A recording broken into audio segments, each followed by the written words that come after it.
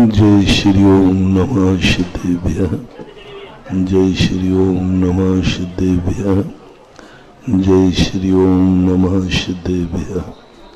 सर्वमंगल मांगल्यं सर्वकल्याणकारकं प्रधानं सर्वधर्माणां जैनं जयतु शासनम्। पंच परमेष्ठी भगवान की आचार्य श्री गुरुवर कुंद कुंद महाराज की आचार्य श्री गुरुवर विद्यासागर महाराज के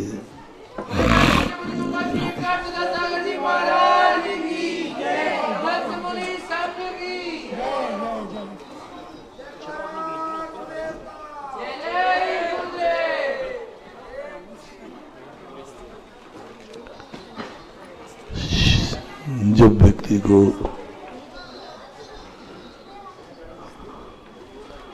अपनी असमर्थता का भान होता है तब उसे भयभीत नहीं होना चाहिए, क्योंकि दुख के दिनों में दुखी होना दुख को बढ़ावा देना है। प्रकृति ने कुछ ऐसे नियम बनाए हैं जो नियम वस्तुतः हमारी कमजोरी बन जाते हैं। प्रकृति के नियमों से हमें बलजोर होना चाहिए। कानून हमें सुरक्षा प्रदान करना चाहिए। कानून को पाकर के हमें निर्भय होना चाहिए, लेकिन कभी कभी ये कानून हमारी बहुत बड़ी कमजोरी और मजबूरी बन जाते हैं। कानून बनाया था हमारे लिए सुख के लिए, हमारी सुरक्षा के लिए,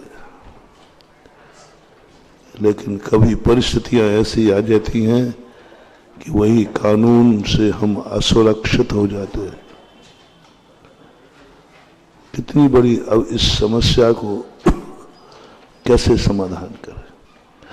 कानून बना है अपनी हिफाजत के लिए, अपनी सुरक्षा के लिए।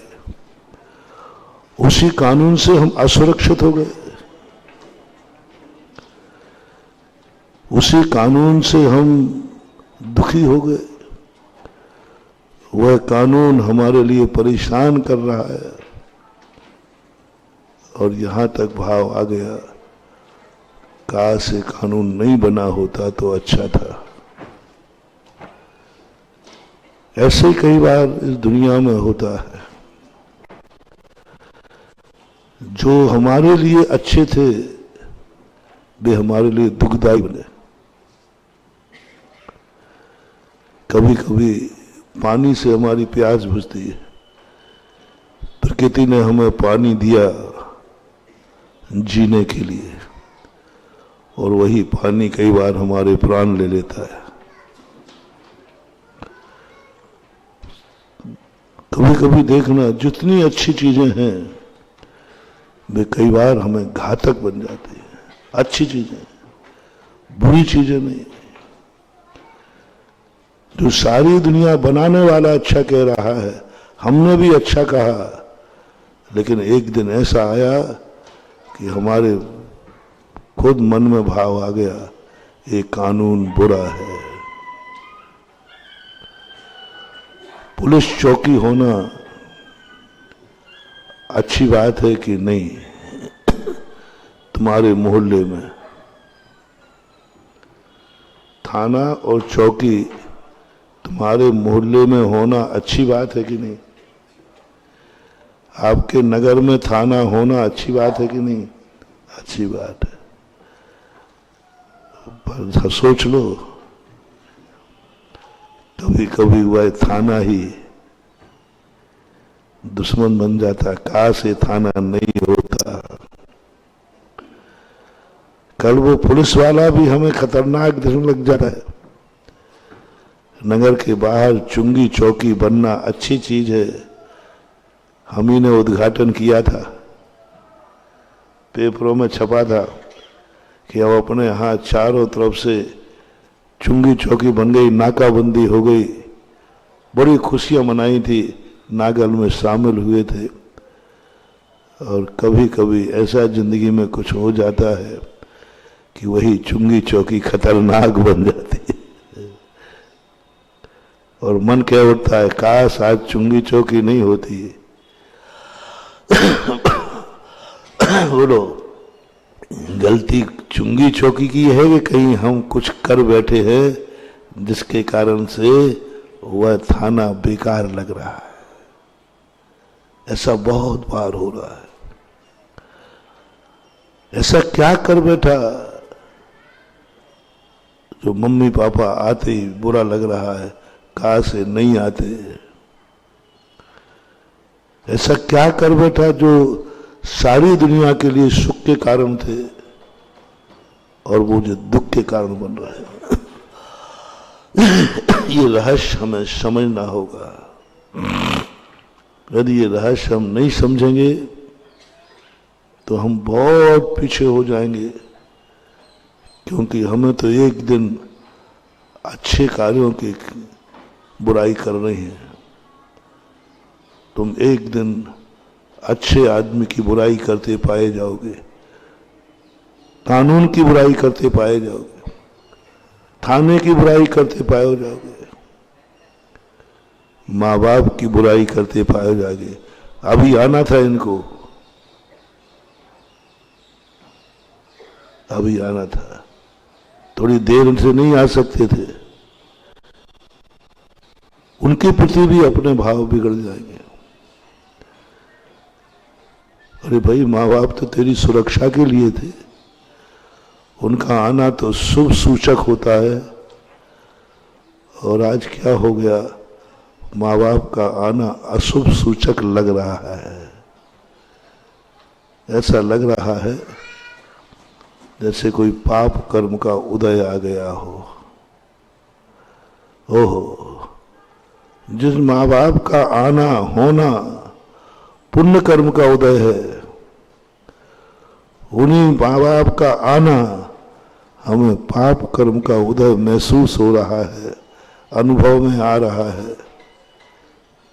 कैसे संभालूं तुम्हें? अब कैसे संभालूं? और आप खुद देख लेना, अपने अपने गिरेबान झांक लेना, कितने बार माँ बाप का आना तुम्हें बुरा लगता है। अच्छा लगता है वो नहीं पूछ रहा हूं, वो तो मुझे मालूम, तुमसे ज्यादा मालूम। माँ बाप का आना आपको बुरा लगता है। सब लोग याद करो, जिंदगी में ऐसे कितने मौके आए जब मम्मी पापा का आना तुम्हें अच्छा नहीं लगा। झूठ मत बोलना, क्योंकि मैं यहां से जो बोलता हूं वो पूरा सर्वे की हुई बात, सर्वे की हुई बात होता है कि नहीं? बोलो, आया होता। अरे मम्मी पापा अभी आ गए, हमारा काम बिगड़ गया। इसी समय तो हम दोस्त के साथ खेलने जा रहे थे और निकलने वाले थे, और मम्मी पापा, अरे बाबा मम्मी पापा, अरे यार क्या करें, मैंने एक्शन सही किया?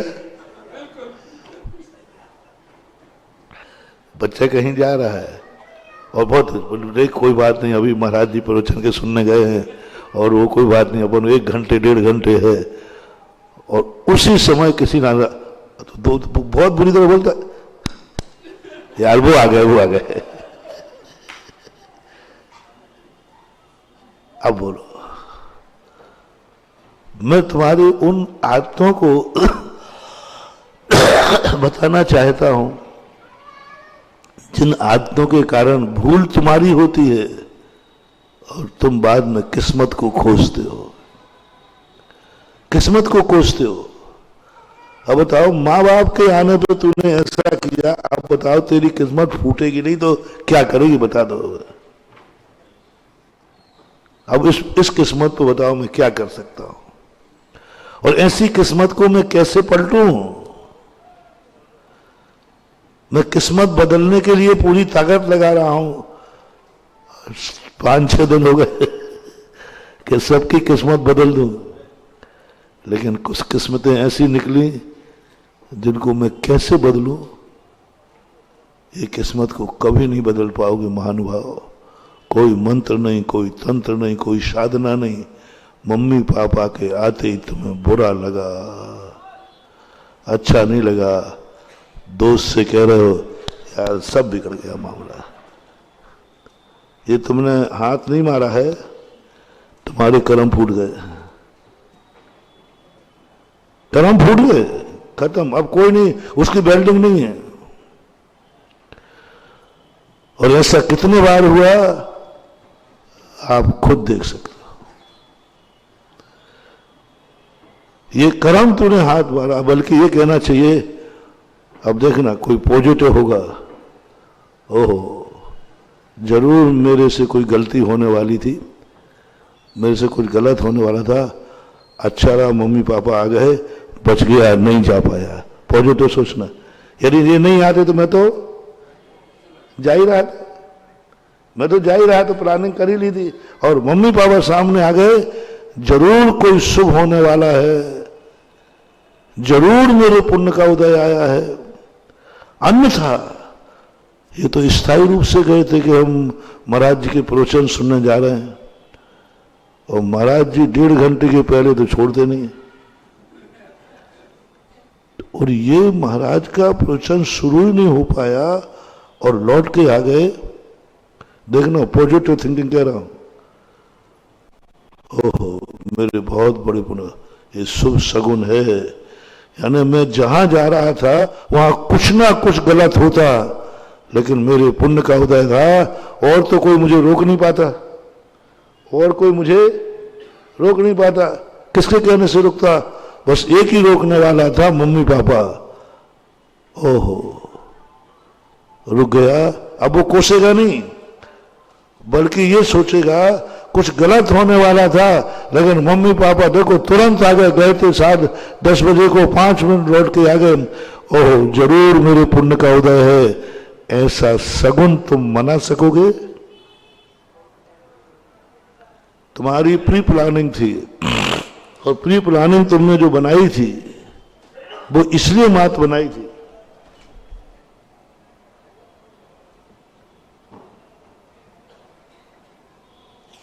पेपर थोड़ा कठिन है कि मम्मी पापा इस समय घर पर नहीं हैं, और आपको मालूम है प्रवचन सुनने गए हैं, और प्रवचन का टाइम भी आपको मालूम है। और कह के गए सबसे, मैं प्रवचन सुनने जा रहा हूं, ये भी कह गए थे कि 10 बजे तक आऊंगा। सब फिक्स करके गए, सब फिक्स करके गए। उसी के अनुसार तुमने प्लानिंग बनाई, दोस्त को बुला करके, यार 1-1.5 घंटे बोल क्या करना, जो कुछ भी करना उस हिसाब किताब पे मैं नहीं जा रहा हूं। तुम्हारी क्या प्लानिंग थी दोस्त के साथ? और 5 मिनट में मम्मी पापा आ गए, और तुम उस कारण से जा नहीं पाए, आपकी प्लानिंग फेल हो गई। कहां जा रहा है? नहीं कहीं नहीं जा रहा, कहीं नहीं जा रहा, कहीं नहीं, तो चल बैठ अंदर। अब उस समय का मोटिवेशन पूछ रहा हूं मैं, उस समय बहुत बड़ा सगुन दे रहा हूं मैं। मेरे टिप्स बहुत कठिन नहीं होते हैं, लेकिन इतने सरल भी नहीं होते, इतने कठिन भी नहीं होते हैं कि तुम्हें समझ में, लेकिन इतने सरल भी नहीं होते कि तुम उतार लो। बताओ, सब लोग बताओ, मुझे भी शामिल कर लेना। हमारे गुरु जी थे तुम्हारे माँ बाप से, हमारे मम्मी पापा वो ही है भाई, देखो गड़बड़ में नहीं करना है। उस समय हम पूछते हैं, उस समय तुम्हारे मन में क्या भाव आया? प्लानिंग बिगड़ गई, सब किरकिरा हो गया, अभी आना था, प्रवचन सुनने गए, सुन के तो आते नहीं है, अब ऐसी स्थिति में मान भाव बहुत खतरनाक, तुम कहते हो महाराज जी ऐसे ऐसे कर्म उदय में आते हैं कि हमने ऐसे कब किए हैं, कब किए महाराज ऐसे पाप हम करेंगे जैसे हमारे जीवन में आ रहा है, इतने अशुभ कर्म उदय में आ रहे हैं, ऐसे कभी मैं करूंगा क्या? सोच नहीं पाते। अब मैं खोज के बता रहा हूं तुम्हें, बोलो उस समय का भाव पकड़ना है, बस वहीं से तुम्हारी जिंदगी बांच दूंगा मैं। कैसा लग रहा है अब कैसा लग रहा है? 99% तो अपन निर्णय करें बुरा ही लगेगा, क्योंकि हमारी प्लानिंग बिगड़ गई। 99% कह रहा हूं, आप सब शामिल हो जाओ ना, कि होना ही पड़ेगा, होगा ना, यही होगा ना। कोई बिरला एक जीव होगा जो ये सोचेगा मम्मी पापा का आना कभी अशुभ नहीं होता, कभी अशुभ हो ही नहीं सकता,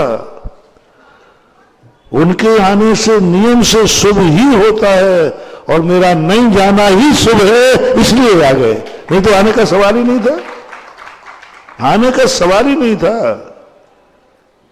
और प्रतिदिन नहीं आते थे, आज ही आए, 4 महीने में मैंने कभी नहीं देखा, ये और ले लीजिए, वो नहीं तुम्हारे पिताजी बीच में आ गए। अरे साहब 4 महीने हो गए, मुझे मालूम है, महाराज जी के प्रवचन शुरू होते ही जब तक अंत नहीं होता वो आते ही नहीं है। 4 महीने हो गए, दिवाली निकल गई, अब क्या आएंगे?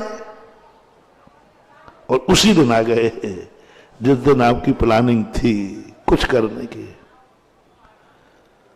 महानुभाव, बहुत बड़ा मोटिवेशन है। कितना भी बड़ा काम तुम्हारा क्यों ना हो, यदि माँ बाप के आने से रुक गया है तो आज मेरे भक्तों से कहना है, बस कोसना मत, अशुभ मत कहना, काम बिगड़ गया ये मत कहना, बस एक नियम ले लो, मम्मी पापा का आना कभी अशुभ हो ही नहीं सकता, अशुभ नहीं हो सकता।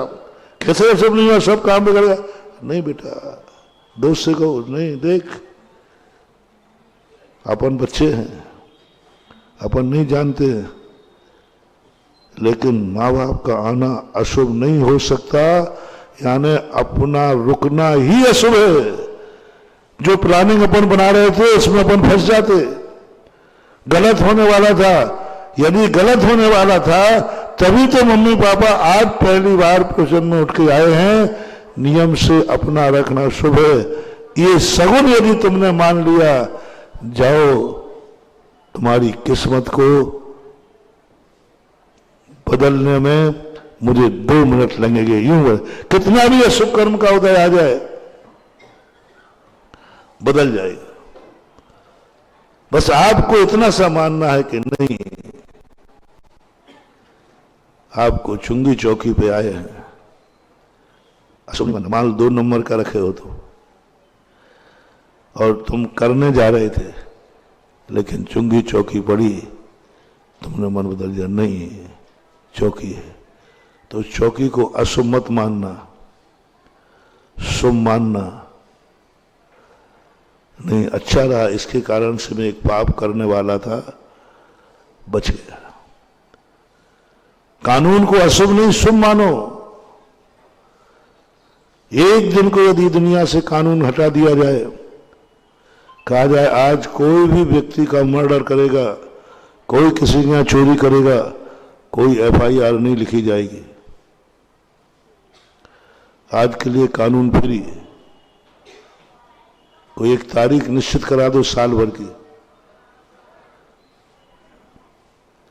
फिर जी तुम्हारी तो बहुत चलती है सरकार में, एक आध मंत्री होगा, साल भर की एक तारीख कानून फ्री करा दो, कोई कुछ भी करेगा कोई कानून लागू नहीं होगा।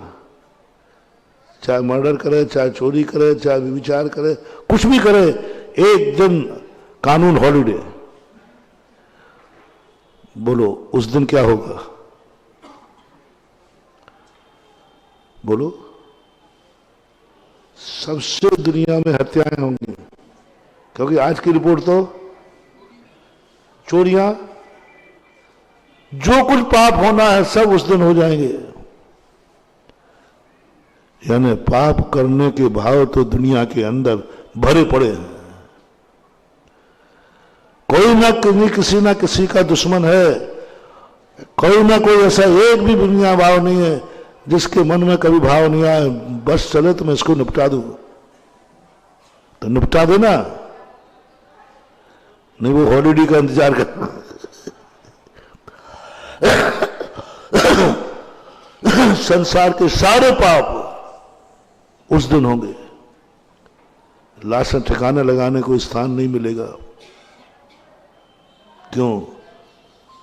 हर व्यक्ति पाप करना चाह रहा है। जैनी सबसे ज्यादा पाप करेंगे, ये धर्मात्मा नहीं है। मात किस लिए नहीं कर रहे हो, अंदर से बताओ। और वो महाराज वो 302 धारा है ना, वो कोतवाली की डंडे है ना, वो पुलिस की मार है ना, वो जेल की रोटियां है ना, बस ये जो भयानक खौफ आता है देख के कहते भैया अपन तो सीधे चलो। 90% पाप दुनिया में इसलिए बच रहे हैं, कानून है, पुलिस है। बस हमें सगुन मानना है, ओहो ये पुलिस कितनी अच्छी है, पॉजिटिव एनर्जी लो आप देखना ये पुलिस वाले आपको ऐसे काम आएंगे जहां तुम चारों तरफ से असुरक्षित हो गए होगे, सब तरफ से कोई बचाने वाला नहीं। अनायास कोई पुलिस की गाड़ी आ जाएगी, अनायास, आना नहीं थी। बस आपको इतना मानना है ये पुलिस वाले ये थाना नहीं होता तो काश में कितना बड़ा पापी होता, ये अदालतें कोर्ट नहीं होती तो आज कितना पापी होता। इस थाने की बदौलत, इस कानून की बदौलत भय से सही कम से कम अपराध से बचे, अपराध से बच गए, नहीं तो मुश्किल हो जाता मेरा। ये जो चीज है ये मोटिवेशन है, आप इसमें सब में लगा लेना, भगवान में लगा लेना, गुरु में लगा लेना। आप कोई ऐसा काम करने जा रहे हैं, उसी समय गुरु महाराज आ गए, आप छोड़ नहीं सकते, गुरु को भी नहीं छोड़ सकते।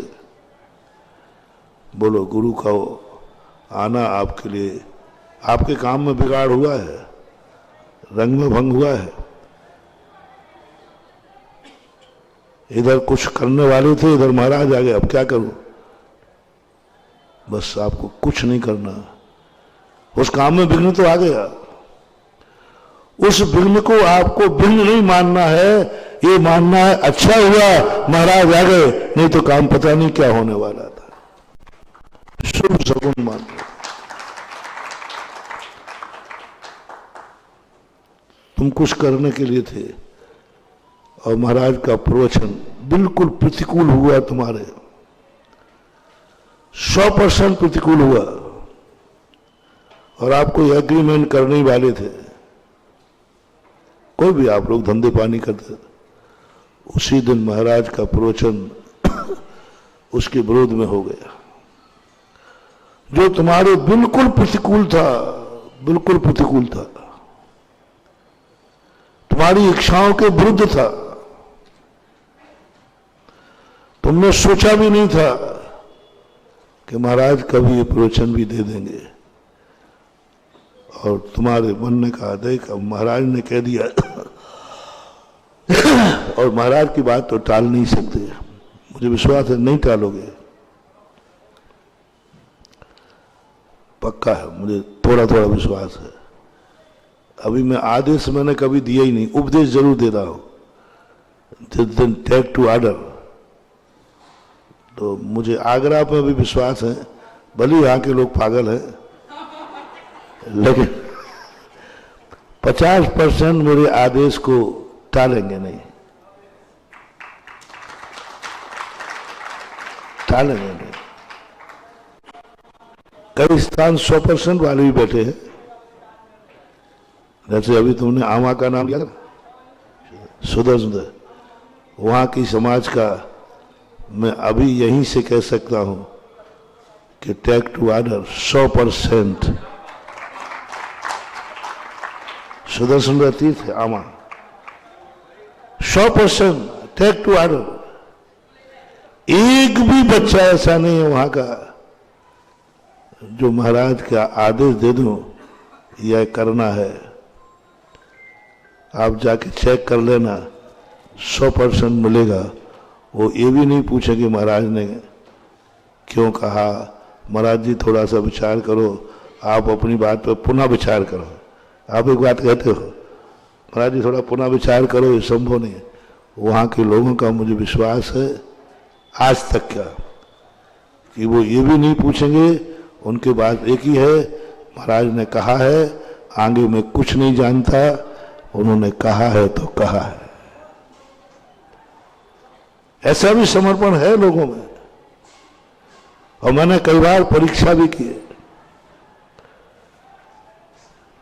तो फिर महाराज आप काहे को भी फालतू इतने प्रवचन देते हो, इतना सब कहते हो, आप तो टेक टू ऑर्डर बस कह दिया करो, तुझे ये करना, तुझे ये करना, तुझे ये करना, तुझे देखो टेक टू ऑर्डर। आप ऑर्डर दे दो, आप आदेश दीजिए। 50% आगरा में है तो आप ऑर्डर, मेरा आदेश है आज के बाद कोई रात्रि भोजन नहीं करेगा, आज के बाद कोई गुटखा नहीं खाएगा, आज के बाद कोई जुआ नहीं खेलेगा, और क्या क्या कह दूं, सब लोग अभिषेक पूजन करेंगे प्रतिदिन। अंत में और कह दूं, सब लोग अपनी अपनी संपत्ति का 50% लोकोदय में दान। हमारा आपका बात सब मानते जा रहे थे, आपने ऐसी बात कह दी, अब गड़बड़ हो गया। पहले की बातें फिर अच्छी लग रही थी, ठीक है महाराज कर लूंगा रात्रि भोजन तो गुटखा। अब आपने क्या कह दिया, अपनी संपत्ति का 50%। बस महाराज देखो, अब आप ज्यादा गड़बड़ कर रहे हो, यहीं तो हमारे प्राण निकल जाते। बाकी तुम सब करा लो, पैसे की चर्चा मत करो, हम बहुत अच्छे महाराज हैं, चिंता नहीं करना। सब लोग मुझे बहुत अच्छा कहते हैं, क्यों हूं अच्छा, इसमें क्या बात होगी, हूं अच्छा देखते। हम अपनी कमी बताएं, हमारे प्रोफेशन बहुत अच्छे हैं, मैं भी अच्छा हूं, बस महाराज जी आप में एक ही कमी है, बस आप अपने प्रश्नों में यदि दान की बात नहीं बोलो तो आप सबसे अच्छे आदमी हैं, बस आप वहीं प्राण ले। जैसे आपने दान की बात कही, हमने हे भगवान आज कौन से पाप का उदय है, नहीं आते तो अच्छा था, और आज ही महाराज ने कौन सा प्रवचन ले लिया, दान का। पर वो चीजें हमने बहुत देख लिया, कई लोग हर चीज में मानने को तैयार हैं, पर महाराज जी आप दान की मत बोलना। बस यदि मैं प्रवचनों में से दान हटा दूं तो मैं कह रहा हूं कि मेरे प्रवचनों में लोग कहेंगे ऐसे प्रवचन हो ही नहीं सकते। अब दान की कहते ही अभी तो मैंने 100% नहीं किया,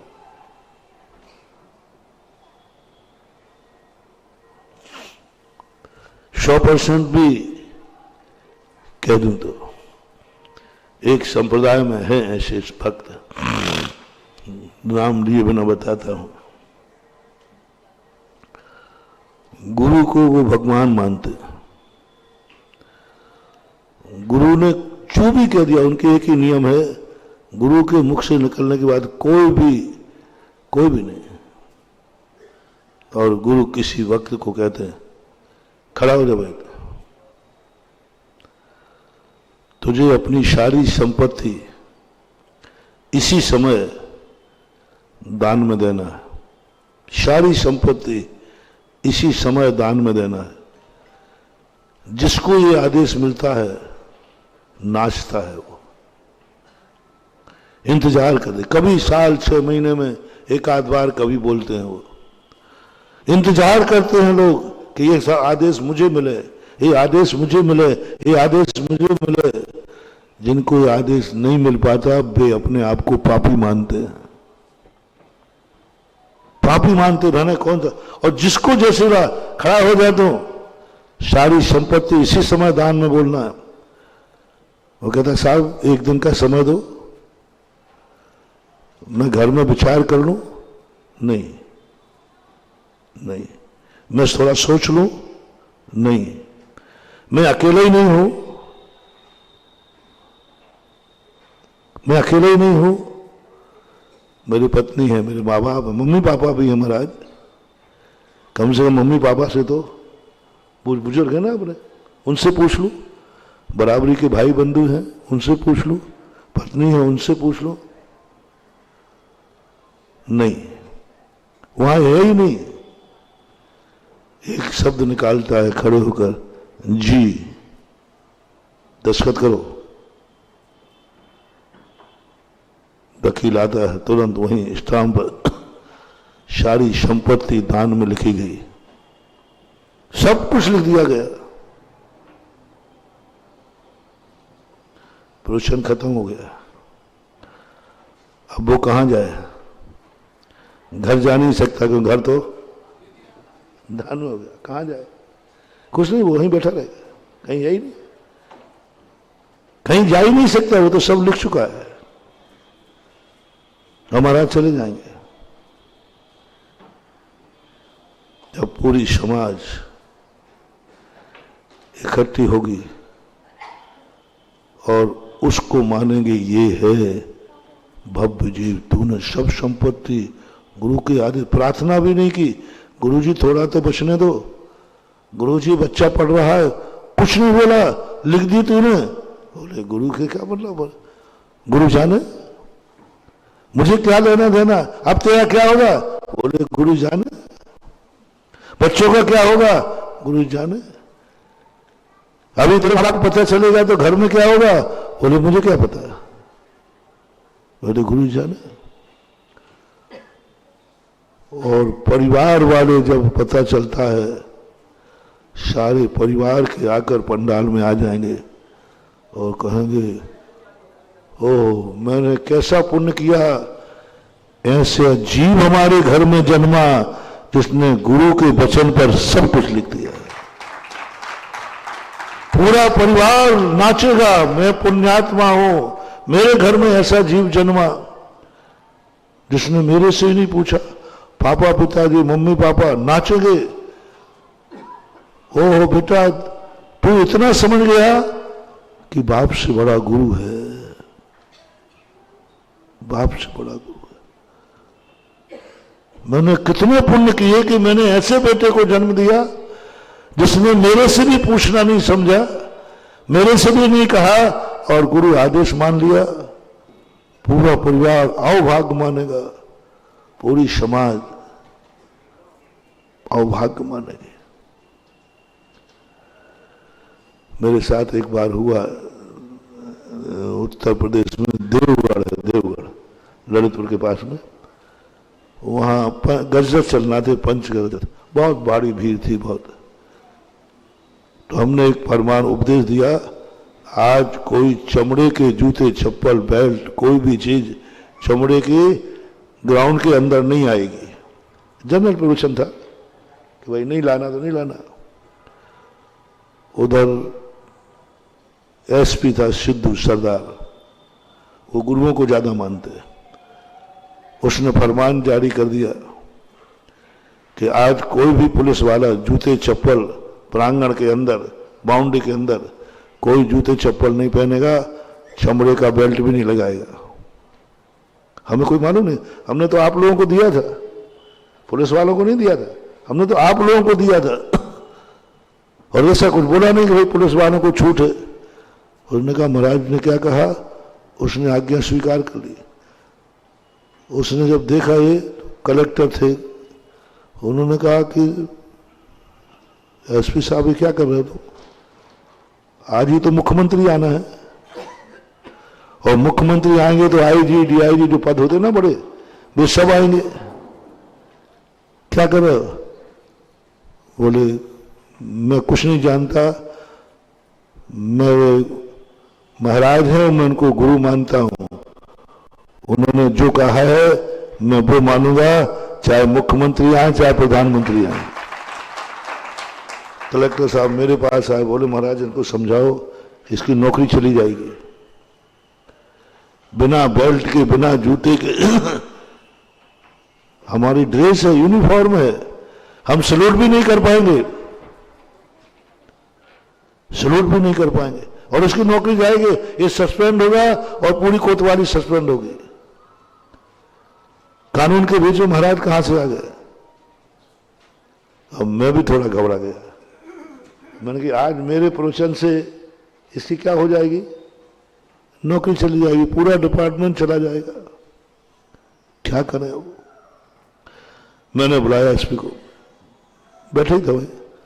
मैंने कहा देखो सिद्धू भाई, मैंने आपसे नहीं कहा था, प्रोचन जनरल था, हम आपको श्रोता मानते भी नहीं है, आपको हम श्रोता, आप तो ड्यूटी पे हो, आपको लेकर मेरा कोई प्रोचन नहीं था, आपको मैं श्रोता मानता भी नहीं हूं, आपको ये आदेश नहीं है। बोले महाराज जी क्या गजब का, महाराज जी आप साधु हो, भीतरागी हो, आप मोह में आ रहे हो हमारे, आपको मेरे प्रति मोह जाग रहा है कि मेरे कारण से इसकी नौकरी न चली जाए, ये मोह आपको सता रहा है, आप अपने मोह के सामने अपने धर्म को पीछे कर रहे हो। वो कह रहा है मेरे से, आपने कोई भेद नहीं किया था और आप अपने बचनों को मोह के कारण यही कह दिया ना कलेक्टर साहब ने कि इसकी नौकरी चली जाएगी, तो आप मेरी नौकरी को धर्म से बड़ा मान रहे हैं, अपने बचनों से बड़ा मान रहे हैं, और आपका धर्म है कि चमड़े की वस्तु नहीं आना चाहिए, फिर हमें वीआईपी छूट क्यों, ये आपका मोह जाग रहा है महाराज। अब मैं क्या करूं बताओ, आप लोग बताओ भैया। वो मुझे दिख रहा है, आपने कोई भेद नहीं किया, आपने जो कहा है वो मैं करूंगा, और महाराज जी आपका मोह व्यर्थ है, मैंने तो आदेश दे दिया तो दे दिया। कलेक्टर कहता है आज मरेगा, पूरा डिपार्टमेंट मरेगा और जाएगा, मुख्यमंत्री आ रहे, कल्याण सिंह मुख्यमंत्री थे, आईजी डीआईजी सब आएंगे, ऑफिसर आए, और पूरे पुलिस वाले एक भी के बाद जूते नहीं और एक बार बेल्ट नहीं, और सब सलूट ठोक रहे हैं। तो उनका जो बड़ा ऑफिसर था उसने कहा ये क्या भेष है, ये क्या भेष है। तो बोले साहब महाराज जी का आज ऐसा ऐसा आदेश हुआ था, आज कोई जूते चप्पल बेल्ट भी नहीं पहनेगा, तो इसलिए मुख्यमंत्री को पता चला, भरी सभा में एसपी को बुला के गले लगाता है, मुझे गर्व है अपने पुलिस विभाग पर जो राजा और महाराजा का भेद जानते हैं। राजा की आज्ञा बेल्ट लगाओ, महाराज की आज्ञा नहीं लगाओ। आज इसने दिखा दिया कि हम कितने भी राजनीतिक क्यों ना हो, आज भी भारत में गुरुओं का सम्मान है। राजा कौन है, जो राजा महाराजा के चरणों में झुक रहा है, उसके आदेश को कानून मान लिया, कानून मान लिया। और बड़ी सभा में मुख्यमंत्री ने उसको बुलाकर गले लगाया, सम्मान किया, और बाद में उसका प्रमोशन भी हुआ। तो होता है कई बार ऐसा, स्थितियां ऐसी बन जाती, होते हैं कुछ लोग ऐसे, सौ दाव पर लगा देते हैं, लिख दिया। अब पूरी समाज उसको इतना अभाग्यशाली मानेगी, इतना अभाग्यशाली मानेगी कि वो कहेंगे नहीं साहब मेरा मकान खाली पड़ा है, मैं आपको अपना मकान देते हैं। लोग आगे पीछे दौड़ लगाएंगे, मेरा मकान, जिसने गुरु को मकान दे दिया, जायदाद दे दी, वो मेरे मकान में जाएगा, मेरा मकान इनके नाम करो, मेरा मकान। यानी वो इतना इतना पति बन जाएगा कि 50 लाख का मकान दिया होगा, उसे करोड़ों के मकान लोग देने को तैयार हो जाएंगे। फिर गुरु बुलाएंगे, फिर वो किसी को लेगा नहीं, फिर गुरु बुला करके बोले तेरे मन में कैसा लगा? तेरा तो सब गया ना, तेरे मन में कैसा लगा? तो कहता है मेरे अवभाग्य है कि मैंने इतना साहस किया, मेरे अवभाग्य है कि मैंने पूरे परिवार की संपत्ति को दांव पे लगा दिया और मेरे मन में इतना साहस आया। अवभाग्य जन्म जन्म तक बस मुझे एक ही साहस बना रहे कि गुरु के मुख से निकले हुए वचन को मैं पालन करता रहूं। फिर परिवार से पूछते हैं, परिवार भी यही कहता है जो हमने पहले कहा। उसके बाद गुरु जो उसकी व्यवस्था करते हैं वो समाज का सबसे बड़ा नगर सेठ घोषित किया जाता है। समाज का नगर सेठ घोषित किया जाता है और फिर सारे लोग उसके लिए जो मकान बना के देते हैं वो उसका सौभाग्य मानते हैं। ये परंपराएं भी दुनिया के अंदर हैं और थोड़े बहुत संस्कार होते हैं। बस एक ही बात मानना है, सगुन। प्रवचन का तुम्हारा वाक्य निकला, तुम्हारी इच्छा के विरुद्ध निकला, आपको कैसा लगा?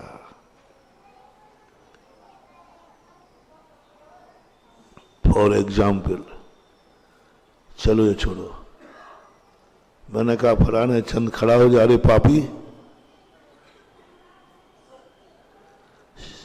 बाप को और गुरु को कभी ये मत कहना। कई लोग कहते महाराज मेरे पापा सबके सामने मुझे डांट देते हैं, सबके सामने, मेरे दोस्त बैठे हैं, बाजार बैठे, सबके दुनिया, तो पापा को इतना तो ध्यान है कमरे मारा। नहीं, बाप को नहीं रोक सकते, बाप चौराहे पे भी जूते मार, बाप है वो कुछ नहीं रोक सकते, कभी भी कहीं नहीं रोक सकते, कुछ भी कर सकते। ऐसे गुरु को आप कोई पाबंदी नहीं कर सकते। महाराज जी आप 4 लोगों के सामने हमारी उतार, आप कमरे में आगे कहते, आप कुछ भी कहते, मैं सब सुन लेता। गुरु को रोकना नहीं। गुरु कभी भी कहीं भी कुछ भी कर सकता है, कह सकता है, यदि तुमने गुरु माना है तो। अब मैं कह रहा हूं, पापी कहीं का खड़ा हो जा। ये शब्द सुनते ही सभी लोग, मैं पूछूंगा नहीं, सभी लोग 1 मिनट को सभी लोग मानो कि पापी मेरे से कहा, और मैं कह भी दूंगा नाम लेकर, फलाने चंद खड़े हो जाए तू महापापी है, महादुष्टि है, निकृष्टतम निकृष्ट है। लाइव चल रहा है लाइव, हाँ लाइव में चल रहा है, सारी दुनिया सुन रही है। मैं अब उसका नाम, किसका नाम लूं, मैं सोच रहा हूं।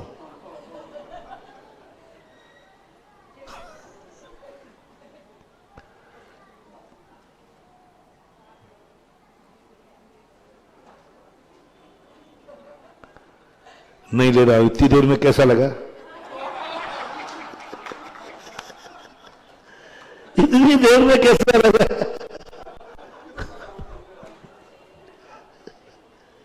इतनी देर में कैसा लगा? सकते ही तो काफी, नाम लेने की जरूरत ही नहीं, इतनी कह दिया। मैं सोच, ये तो एक अभी तुम्हें प्रवचन का प्रसंग चल रहा है, इसलिए इतना ज्यादा सीरियसली नहीं लिया होगा, लेकिन कभी अनायास ऐसा हो जाए, बस महानुभाव, तो मैं गुरु की सिद्धि बता रहा हूं, गुरु के आशीर्वाद की सिद्धि बता रहा हूं। तुम्हारी किस्मत को पलटने का एक गुरु आशीर्वाद देगा, तुम्हारी किस्मत पलट जाएगी। एक गुरु का चरण छुओगे, किस्मत बदल जाएगी। एक भगवान का गंधोदक लगाओगे, किस्मत बदल जाएगी, किस्मत बदल जाएगी। बदलिए, नमोकार मन पढ़ोगे, किस्मत बदल जाएगी। अंजन चोर की बात मैंने कही थी 2 दिन पहले, नमोकार मन से उसकी किस्मत नहीं बदली, नमोकार मंत्र के नाम पर मरना उसने सौभाग्य समझा। मर जाएगा तू क्या बचेगा। सेठ जी को नमोकार मंत्र सिद्ध नहीं हो रहा, जो जन्म से नमोकार मंत्र पढ़ रहे थे, करोड़ों मालाएं फेर चुके थे जैसे अपन लोग, इनको सिद्ध नहीं हुआ। अंजन जो कहता मुझे क्या होगा, मुझे तो नमोकार मंत्र भी नहीं आता, मैं तो पापी हूं। रात में पाप करके आया, चोरी करके आया, वेश्या के यहां से आया, सारे पापी तो था। उस पापी को क्या नमोकार मंत्र सिद्ध होगा। वो खुद कह रहा है मुझे नमोकार मंत्र सिद्ध होने वाला नहीं, उसने अपने मन में बना लिया। तो फिर क्यों मरने जा रहा है। मेरा सौभाग्य होगा कि मैं नमोकार मंत्र के लिए मर रहा हूं। बस इतना सा बात थी, इतना सा बात थी। मरना उसने सौभाग्य समझ लिया। और सेठ जी में इतनी कमी थी, नमोकार मंत्र को अच्छा मान रहे थे लेकिन मरना दुर्भाग्य मान रहे थे। नमोकार मंत्र की सिद्धि करने गया और मर गया तो ये तो मेरा दुर्भाग्य होगा। मैंने इसका पूरा एनालिसिस किया है, पूरी दोनों कथाओं। शेर जी क्यों रुक रहे, वो मरने को दुर्भाग्य मान रहे, और वो क्यों बदतर गया, वो सौभाग्य मान रहा। बोले मेरा मरना मेरे अवभाग्य है, मेरे सौभाग्य है कि मैं नमोकार मंत्र के लिए मर रहा हूं। जीत गया, किस्मत बदल गई, किस्मत पलट गई। फांसी पे चढ़ना था, ऐसी किस्मत पलटी कि अंतर मुहूर्त में अंजन से निरंजन बन गया। तुम्हारी किस्मत पलट जाएगी। बस प्रशंसा के तो प्रशंसा शब्द नहीं, गुरु और बड़े लोग प्रशंसा भी करते हैं। उस समय तुम अपना स्वभाव, अरे भैया आज मजा आ गया, क्या हो गया, अरे महाराज जी ने आज मेरी प्रशंसा कर दी, पिताजी ने आज मेरी प्रशंसा कर दी। और पिताजी अपने दोस्तों के साथ बैठ के कह रहे थे यार क्या मेरे बेटे ने कमाल कर दिया, मुझे बड़ा आनंद आ रहा है, मैं ऐसे बेटे का बाप हूं। ये सुनकर के तुम्हें गुदगुदी आती है, सौभाग्य आता है। और महाराज जी ने और तुम्हारा सभा में नाम ले लिया तो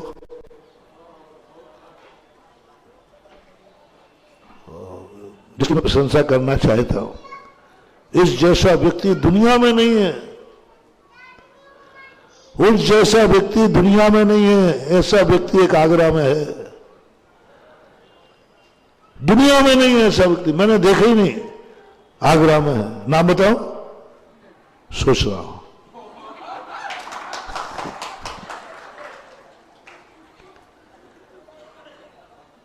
दोनों दृश्य आ गए,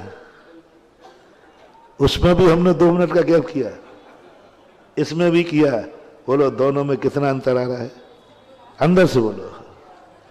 पहले भी हमने कहा मैं 2 मिनट सोच रहा हूं, तो तुम क्या सोच रहे थे, भगवान मेरा नाम नहीं आ जाए। और दूसरी बार में भी मैंने 2 मिनट सोचा, बोलो क्या सोच रहे हो, हे भगवान हे भगवान। बड़ी सभा में लाइव चल रहा है, आज मेरा नाम निकल जाए। महाराज ने कहा है उस जैसा संसार में कहीं व्यक्ति नहीं है, और वो तो मैं ही तो हूं महाराज, मैं ही तो हूं। यह है अपनी सबसे बड़ी कमजोरी, यह है सबसे बड़ा वीक पॉइंट। ठीक है, मैं ये नहीं कह रहा हूं कि अच्छे में नाम आए तो तुम्हारे मन में भाव नहीं आए, मेरा नाम आ जाए। मैं वहां कह रहा हूं जहां किस्मत फूटती है, जहां किस्मत नहीं बदली जाएगी। आज महाराज किसी पापी का नाम लेने वाले हैं, आज कहेंगे कि आगरा का सबसे बड़ा पापी कौन है। सारे आगरा में व्हाट्सएप डाल दो मनोज बाबू, कल फैसला होगा।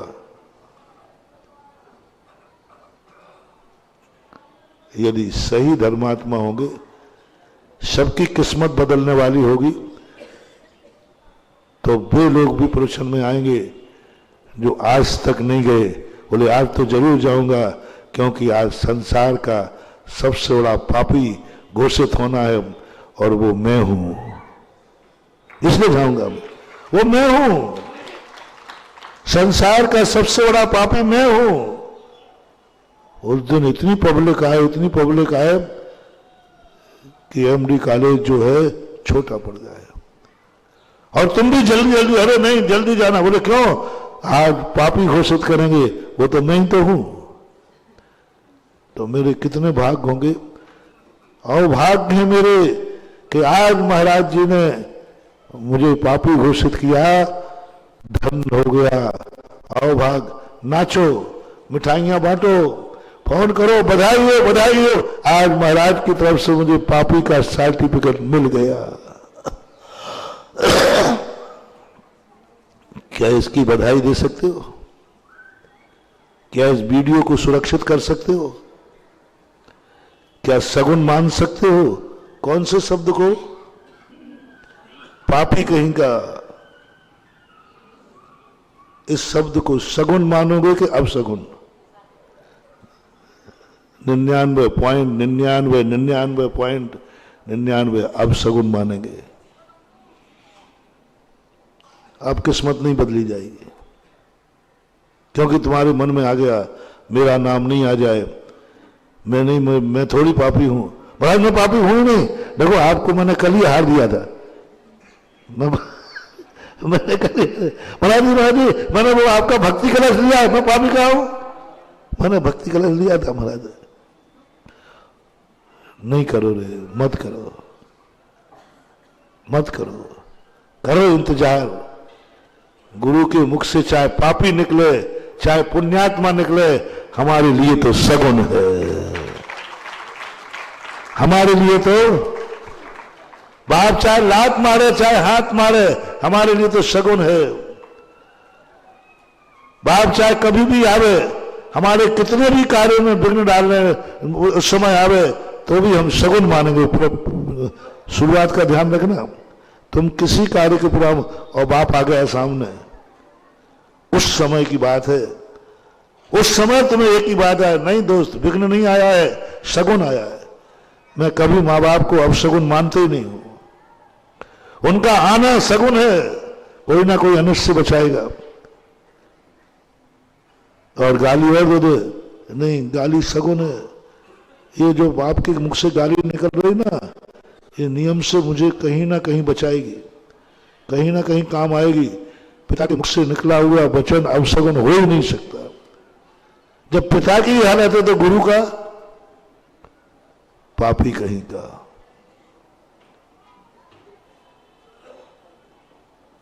बस एक सिद्धांत करो, कुछ भी कहा है गुरु के मुख से निकला हुआ शब्द सगुन होता है, सगुन होता है। सबके सामने उतार दी तुम्हारी, सबके सामने खोल दी, तुम्हारे मन में किंचित भी विकल्प नहीं आए। एक ही बात आए, गुरु ने जो कहा है वह सब मेरे लिए सगुन है। अन्नम च गुरु विदेशेण, वही हमारे लिए मंत्र है। गुरु ने पापी कहा है, मैं पापी हूं। हमने बच्चों को भी ध्यान के समय पे सुनाया था। गुरु ने कह दिया तू भैंसा है। क्या हो तुम? मनुष्य हो।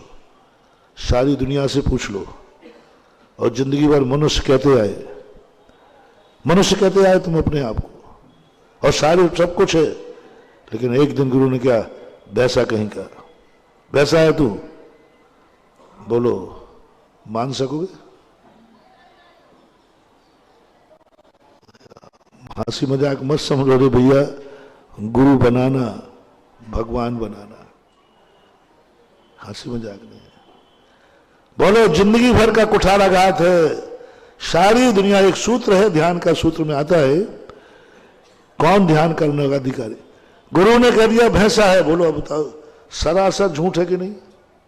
सब तरफ से है कि नहीं? अब मनुष्य है अपन, एकदम तुरंत पहले समय पर जैसे ही तुम्हारा नाम लगे तो भैंसा है, तुरंत पहले समय में क्या आएगा? महाराज जी भैंसा नहीं, मैं तो मनुष्य हूं। ये प्रश्न तुम्हारे अंदर आ गया, खत्म हो गया। तुम गुरु को समझाओगे, तुम्हारे मन में आ गया गुरु भूल सकते हैं, गुरु से चूक हो सकती है। महाराज जी मनुष्य हैं हम लोग, मनुष्य सब लोग मनुष्य हैं। आपके प्रवचन तो मनुष्य सुनते हैं। बट परंतु तो नहीं, तुरंत कहते ही ओहो आज तक मैं भूल था। अब देखना, मोटिवेशन दे रहा हूं, किस्मत बदलने का तरीका, गुरु किस्मत बदल देंगे तेरी, भगवान बदल देंगे। ओहो तुरंत पहले समय में मैं गलती में था, मेरी भूल थी, मैं आज तक अपने आप को क्या मान रहा था, मनुष्य। और ये दुनिया झूठी थी जो कहती मनुष्य, मेरा गुरु झूठा हो ही नहीं सकता, असंभव, हो ही नहीं सकता, हो ही नहीं सकता, सवाल ही नहीं उठता। मैं भैंसा हो नहीं सकता।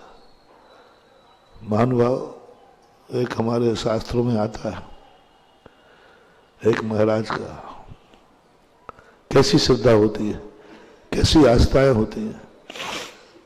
साक्षात उनके महाराज जो थे, कुष्ठ रोग था उनके शरीर में।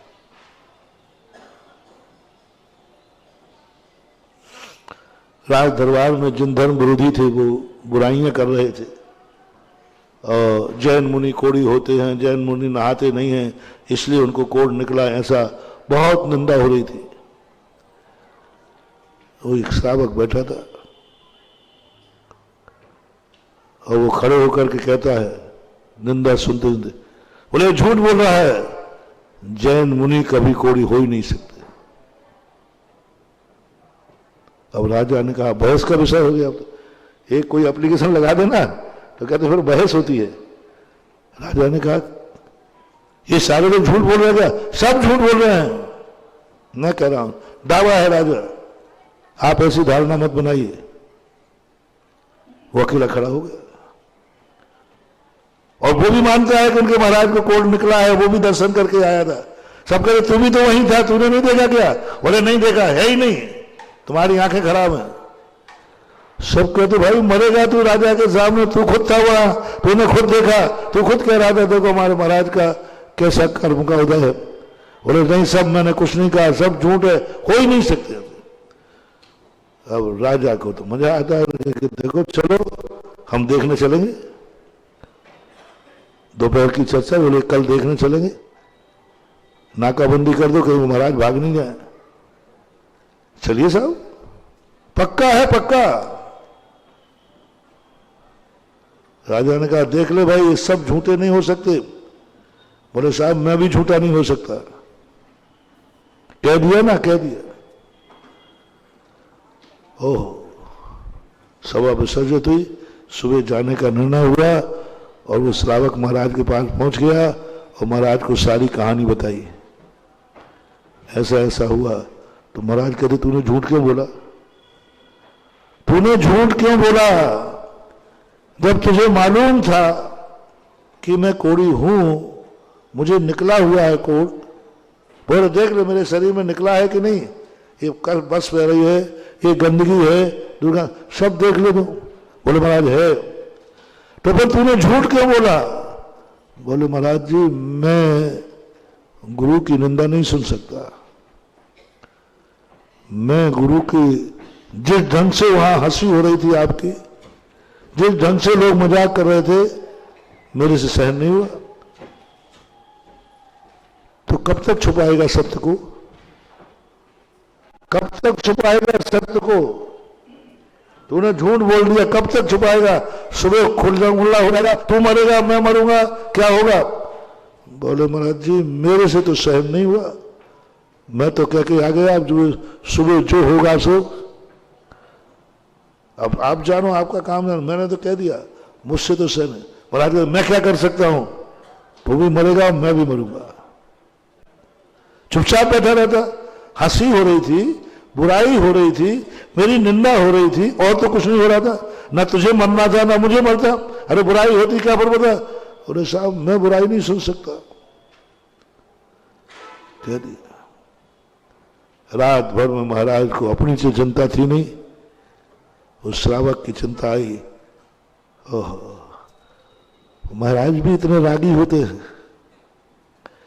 महाराज का राग तुमने देखा नहीं है, जिससे राग कर लेते ना तो जिंदगी भर की साधना दांव पे लगा देते हैं। महाराज ने कहा कल ये मरेगा, इसकी जीभ कटेगी, गर्दन कटेगी, कुछ भी हो सकता है, क्योंकि ये झूठ बोला है। बस उसी ध्यान में बैठ करके उन्होंने एक स्तोत्र लिखा, एक ही भाव स्तोत्र शायद, रात भर में, जैसे मानतुंग आचार्य का आता ना, ऐसे उन्होंने रात भर ध्यान में बैठ करके इस भक्त का, इसने धर्म के कारण, अपने गुरु के कारण से झूठ बोला है, इसकी रक्षा होना चाहिए। एक ही भाव स्तोत्र बना। सुबह जब सारी दुनिया आई, महाराज की कंचन काया थी, कंचन काया हुई, महाराज को भी पता नहीं। उन्होंने देखा अरे ये तो कुछ भी नहीं, सब जनता देख के आई, सब जनता देखे, तो शक किया गया कि कहीं ऐसा तो नहीं कि महाराज बदल गए हो, रात भर में महाराज भाग गए हो। नहीं, बताते उंगली में उन्होंने रोक रखा था, रुक गया होगा। नहीं, मैं वही हूं, मैं वही हूं। तो फिर ये कैसे हुआ, कौन सी दवाई? बोले कोई दवाई नहीं, भक्त की श्रद्धा ने ये सब कुछ किया है। सत्य भी मिथ्या हो सकता है क्या?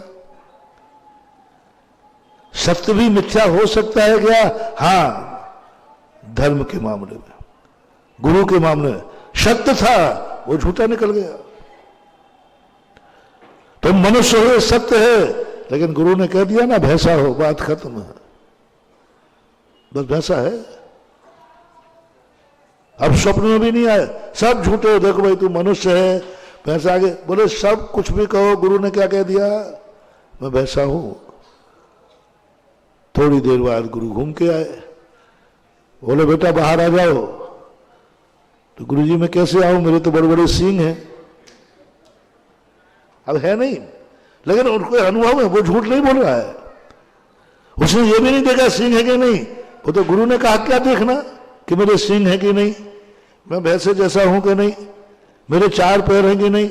उसने ये भी नहीं सोचा कि मैं 4 पैर देख लूं, सींग देख लूं। उन्होंने कहा बस गुरु ने कहा है, गुरु जी मैं कैसे आऊं, दरवाजा जाग रहा है, स्वप्न की बात नहीं कह रहा हूं मैं, दरवाजा छोटा है, मेरे सींग तो बहुत बड़े। गुरु ने कहा बस अभी जाकर के इसकी किस्मत बदलता हूं। गुरु जी अंदर गए, बोले मैं जो बोलता हूं सही है, मेरे में इतनी शक्ति है। बोले आप जो बोलते सब सत्य है।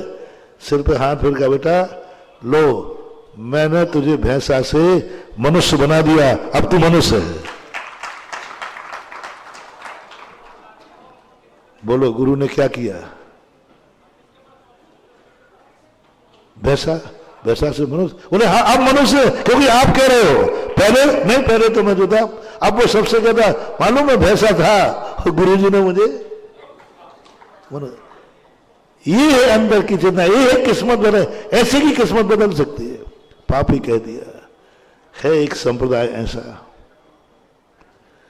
जहां पर गुरु के मुख से पापी शब्द निकलता है और वे सौभाग्य मानते हैं। आपको मालूम कुछ साल पहले देश के मुख्यमंत्री, देश के राष्ट्रपति को भरी सभा में गुरु ने कहा था, तख्ती टंगी थी, वो पेपर में देखी थी हमने, मैं पापी हूं। क्या तख्ती थी, मैं पापी हूं। गुरु ने कहा तू पापी है, तो कहा मैं पापी हूं। देखना क्या गुरु ने उनका दंड दिया, बड़ी सभा में होता है उनका, पंचगुरु होते हैं। बोले तो पापी है, तो वो कहता है, क्या कहता है, बोल दोहराना पड़ता है, मैं पापी हूं, और तख्ती टांग दी जाती उसके गले में, और सब सभा की फोटो उतरी थी, पूरा वीडियो में है, मैं पापी हूं, मैं पापी हूं, मैं पापी हूं। और वो इतने आनंद में आता है, मैंने कितने पुण्य किए कि आज गुरु ने के मुख से मुझे पापी शब्द मिला। वो अपने आप को धन्य मान करके अभाग्यशाली मानता है। जाओ जितने वे सभा में आए हैं, इन सबके जूते साफ करो, जूते साफ करो रूमाल से। फोटो देखा था मैंने, वही क्या, देश का राष्ट्रपति जेल सिंह, होम मिनिस्टर बूटा सिंह, बरनाला मुख्यमंत्री, ये बड़ी बड़ी हस्तियां थी, जूते साफ कर रहे, रोते हुए, कोसते हुए, कहाँ का गुरु के चक्कर में पड़ा, समझते ही नहीं मेरी पोस्ट क्या है, आओ भाग, ओहो मैं धन्य हो गया, ओहो अब शुभ हो गया। और सारे लोगों ने फिर उसकी पैर पड़े कि तू कितना धन्य है कि गुरु की आज्ञा मानकर जूते साफ कर रहा है, उसके लोगों एक बार भाव नहीं आया कि मेरे साथ अवशकुन हुआ। गुरु को पोजीशन देखना चाहिए थी, पदों पर थे वो उस समय, देखना चाहिए मेरी पोजीशन क्या, मैं इतना बड़ा आदमी हूं, इतनी बड़ी पोस्ट पे हूं, नहीं कोई पोस्ट, मैं तो भाग्यशाली आज हूं, कम से कम गुरु ने मुझे आदेश दिया। सोचो कभी ऐसा हो तो, हो बनिया लोगों, कभी यदि मैं ऐसा कर लूं तो, महाराज जी करना नहीं, देखो अब चतुर्मास निकल गया, थोड़े दिन और है, शांति से निकालो और पधारो, उपद्रव मत पड़ो, नहीं तो मानहानि का दावा और ठोको। तुमने मुझे पापी कहा, तुम गुरु को भी नहीं छोड़ोगे।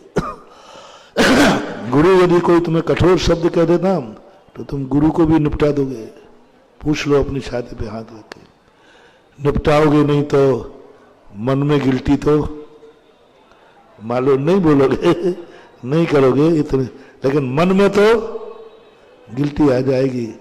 गुरु महाराज को ऐसा बोलना चाहिए, मुझे पापी कह दिया बड़ी सभा में, मन में आएगा नहीं महानुभाव, नहीं। जिस प्रसंग को आज प्रसंग आया है, बस एक बात अपन सब मिलकर के करें, जो हमारे गार्जियन हैं उनके मुख से जो भी निकला है वो सगुन है, शुभ है। उनके कारण से हमें कितने बड़े कार्यक्रम में विघ्न आ जाए, बड़ों के कारण से, उसे विघ्न नहीं मानना, क्या मानना, सगुन मानना। कितने बड़ा विघ्न आ जाए, कितनी बड़ी विघ्न आ जाए, तुम्हारी सारी भावनाएं धरी की धरी रह जाए, महाराज के कारण, माँ बाप के कारण सब धरी रह जाए, पूरी प्लानिंग बन गई थी लेकिन बस खत्म हो गया, पूरी प्लानिंग बन गई थी, आदेश आ गया, फिर क्या करोगे? महाराज ने कह दिया नहीं करोगे, बाप ने कह दिया नहीं करोगे, बस मैं एक ही मोटिवेशन आज देना चाहता हूं, उस समय तुम तुरंत समझ लेना ये विघ्न नहीं है, ये शगुन है, कुछ अशुभ होने वाला था और पिताजी आ गए, नियम से हमारा बहुत बड़ा अनर्थ कर गया, क्योंकि माँ बाप का आना कभी अशुभ होता ही नहीं है। गुरु के मुख से निकला हुआ वचन कभी खोटा नहीं होता। पूज्य द्रव्य संग्रहकार नेमीचंद महाराज 35-16-56 सदु दुग जाए ही अन्नम च गुरुपदेशन, एक गाथा आई है पूरी, अन्नम च गुरुपदेशन, अन्नम च गुरुपदेशन, बस गुरु को इतने मंत्र बना दिए, 35 छत्र वाला, 35 वाला, 16 अक्षर वाला, 8 अक्षर वाला, 4 अक्षर वाला, 1 अक्षर वाला, ये सब मंत्र बता दिए। और कोई मंत्र, और कोई मंत्र? तो ने कहा है गुरु के मुख से जो निकल जाए वही मंत्र। अरे क्या निकल जाए, कौन सा मंत्र निकल जाए? कोई सत्य नहीं रख रहा पूज्यवर, मैं भी चंद्रा बोले अन्न मंत्र क्या है? बोले गुरु के मुख से जो निकल जाए, तो गुरु के मुख से तो पापी निकला है, वो मंत्र है अन्नम च गुरु उपदेश है ना। जो गुरु का उपदेश है वही तेरा मंत्र है, मंत्र में दे रहे, प्रवचन में नहीं कह रहा हूं मैं, बहुत गजब की चीज है महानुभाव, प्रवचन नहीं कह रहा हूं, जिनवाणी नहीं कह रहा हूं, गाथा नहीं कह रहा हूं, नमोकार मंत्र, जो निकल जाए। उन्होंने कहा अन्नम च गुरु उपदेशन, गुरु का जो उपदेश है उस उपदेश से जो तुम्हारे लिए मिले वही तुम्हारा मंत्र है। महाराज ने तुम्हारे लिए क्या दिया है? तू बोलो, एक बार तुम बोल देना, तू पापी है, बोलना जल्दी। हमारा यही शब्द बोल दूं, मैंने क्या कहा? तू पापी है। अब बोलो तुम, तो तुम बोल देना तू पापी है। हमारा ये ठीक है, तुम हमें पापी कहो, तू पापी है, तुम रिपीट करो तू पापी है। नहीं, मैं बोलूंगा तू पापी है, तुम क्या बोलोगे? मैं पापी हूं। और इसको मंत्र मानना है। आज का मंत्र क्या है? होमवर्क। महाराज पूछे कोई आज क्या कहा महाराज ने तुम्हारे लिए होमवर्क? मोटे ये कहा है हम सब आगरा वाले पापी हैं। बाहर से ज्यादा मत कहना रे, मुझे मालूम है।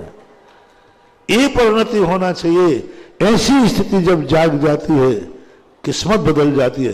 शगुन मानना है बस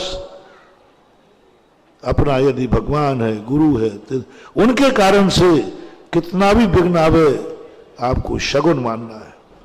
और ये शगुन मानते ही आपकी किस्मत का परिवर्तन चालू हो जाएगा। आपकी किस्मत अपने आप बदलना चालू हो जाएगी।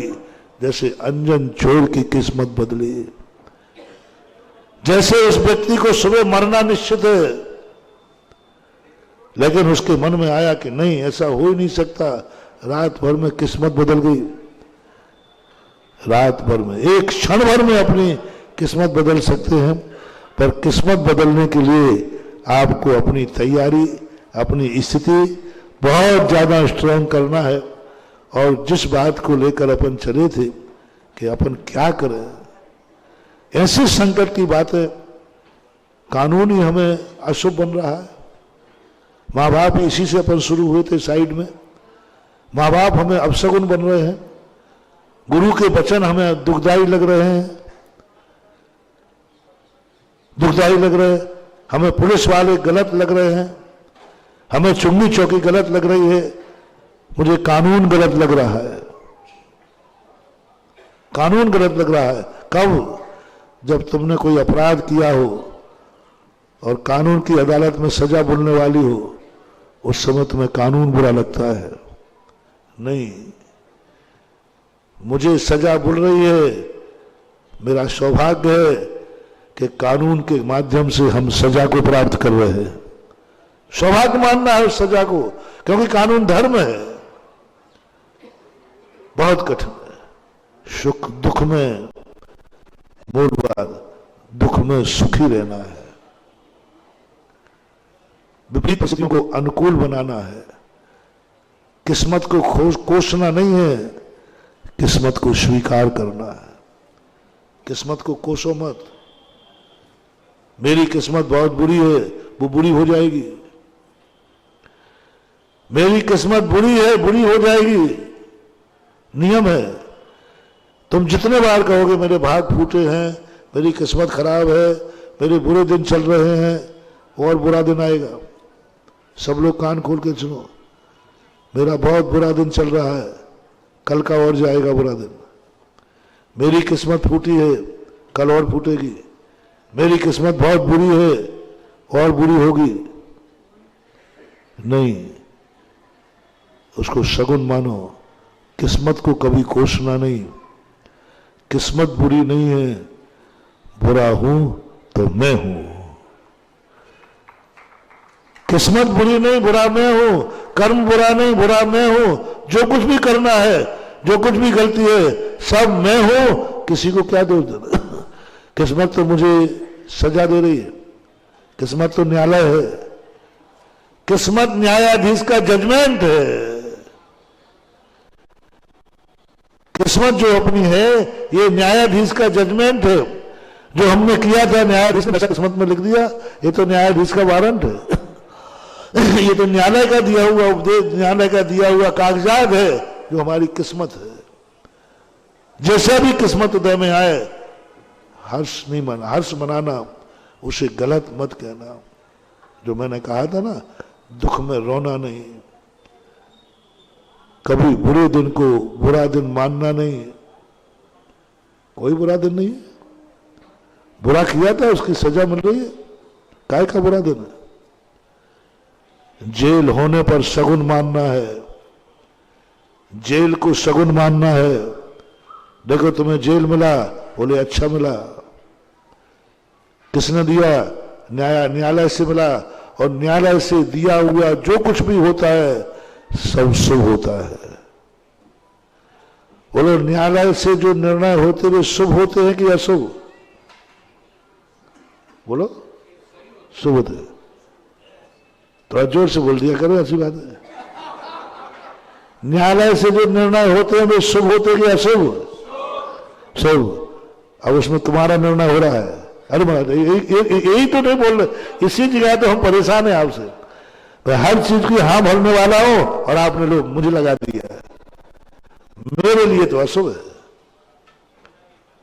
मेरे लिए तो अशुभ है, बस यही गलती है।